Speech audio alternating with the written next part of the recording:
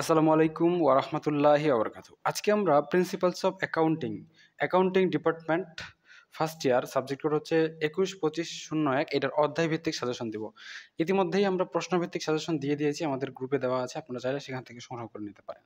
আজকে আমরা দেখাবো কোন অধ্যায়টা আপনাদের জন্য কতটুকু গুরুত্বপূর্ণ। এই সাবজেক্টটা এবং প্রিন্সিপালস অফ ফিন্যান্স এই দুইটা সাবজেক্ট আমরা আপনাদের অনলাইন ব্যাচের মাধ্যমে প্রাইভেট পড়াচ্ছি। আপনারা চাইলে আমাদের অনলাইন ব্যাচ পড়তে পারেন। আমি সাজেশনটা দেওয়ার আগে শুরু করার আগে আমাদের ব্যাচ দুইটা সম্পর্কে আপনাদের একটু দেখায় নিয়ে আসি। এটা হচ্ছে প্রিন্সিপালস অফ অ্যাকাউন্টিং এর প্রাইভেট ব্যাচ। এই ব্যাচে এই মুহূর্তে ৪৫ জন শিক্ষার্থী রয়েছে। সবকিছুই আমাদের এখানে সুন্দর করে দিয়ে দেওয়া আছে। তো এখানে পিডিএফ শিট পাবেন, সেই সাথে ক্লাসের সময়সূচি, লেকচার শিট, প্রশ্ন এবং উত্তর উভয়ের সবকিছু পেয়ে যাবেন। আমি যদি এখানে ফিচার অপশনে ক্লিক করি, ফিচার অপশনে ক্লিক করলে দেখবেন ফিচার অপশনে সুন্দর করে সব চ্যাপ্টারের তালিকা দেওয়া আছে। এটা ম্যানেজমেন্ট ডিপার্টমেন্টের জন্য আছে, আবার অ্যাকাউন্টিং ডিপার্টমেন্টের জন্য আলাদাভাবে আছে। যেমন এটা অ্যাকাউন্টিং ডিপার্টমেন্টের জন্য এবং ফিনান্স ডিপার্টমেন্টের জন্য। তো সকল ডিপার্টমেন্টের ক্লাসগুলো আলাদা আলাদাভাবে নেওয়া হয়। ইনশাল্লাহ এটা আপনাদের জন্য হেল্পফুল হবে। চলুন শুরু করা যাক আজকে আমাদের অধ্যায় ভিত্তিক suggestion. So principles of accounting যারা ভালো রেজাল্ট করতে চান, মোটামুটি ফার্স্ট ক্লাস এবং এ প্লাস প্রত্যাশী কিন্তু অল্প পড়তে চান, তাদের জন্যই মূলত আজকের এই আয়োজনটা করা হয়েছে। আমি আপনাদের স্টার দিব এই অধ্যায়গুলোতে। যেমন প্রথমেই অঙ্ক রয়েছে তৃতীয় চ্যাপ্টারে, প্রথম দুইটা চ্যাপ্টারে কিন্তু অঙ্ক নাই। আমি অঙ্কের কথা বলছি। প্রথমে তৃতীয় চ্যাপ্টার দ্য অ্যাকাউন্টিং প্রসেস, এই চ্যাপ্টারকে যদি স্টার দেওয়া যায় সেক্ষেত্রে এটাকে আমি ১০০ স্টার দেব। ঠিক আছে। এরপরে দ্য অ্যাডজাস্টমেন্ট প্রসেস, এটাকেও আমি ১০০ স্টার দেব।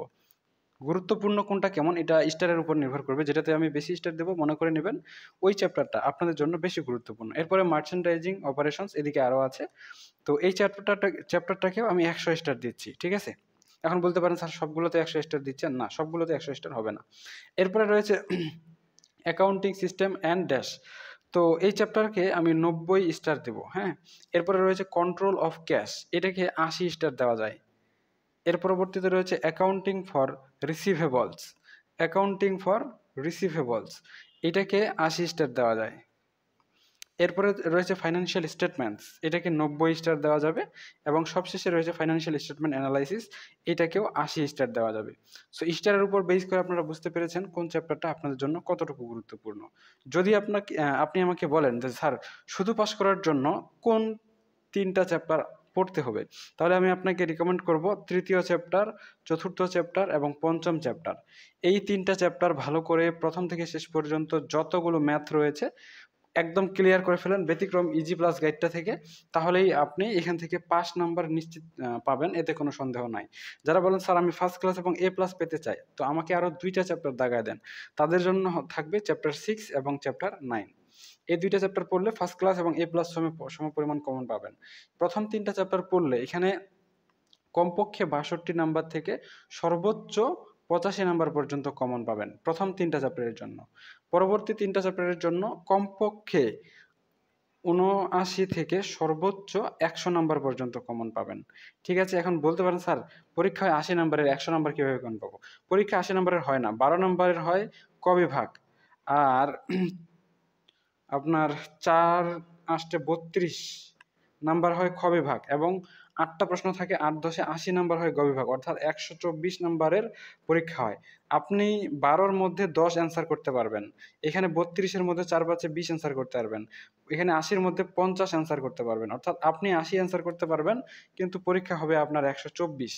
তো সেই হিসাবে আমি আপনাদের বলছি যে প্রথম 3টা চ্যাপ্টার ৩ ৪ ৫ এই 3টা পড়লে নিশ্চিত পাস নাম্বার চলে আসবে। এখান থেকে ৬২ থেকে ৭৫ নাম্বার পর্যন্ত কমন পাবেন।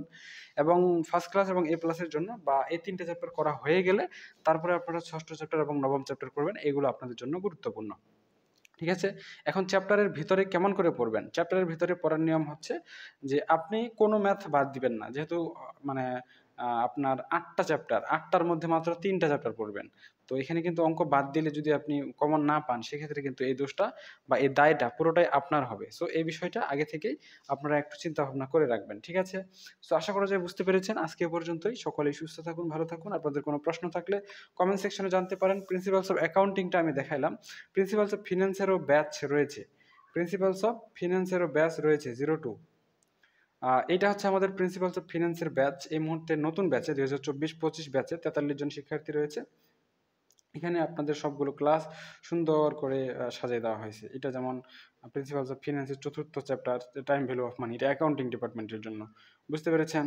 এরপরে লিঙ্কগুলো এখানে সাজায় দেওয়া আছে। প্রিন্সিপালস অফ ফিন্যান্স ৫ম চ্যাপ্টার, এটা অ্যাকাউন্টিং ডিপার্টমেন্ট।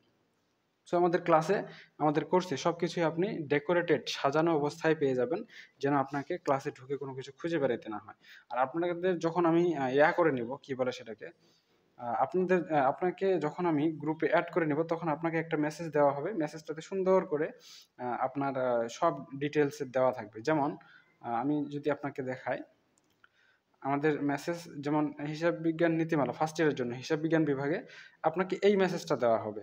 এখানে হিসাব বিজ্ঞান বিভাগের প্রাইভেট গ্রুপ এবং পরবর্তী ইনস্ট্রাকশন দেওয়া থাকবে। যদি আপনি প্রাইভেট গ্রুপে না যুক্ত থাকেন, তাহলে উপরের লিঙ্কে ক্লিক করে প্রাইভেট গ্রুপে যুক্ত হয়ে যাবেন, মানে এখানে চলে আসবেন।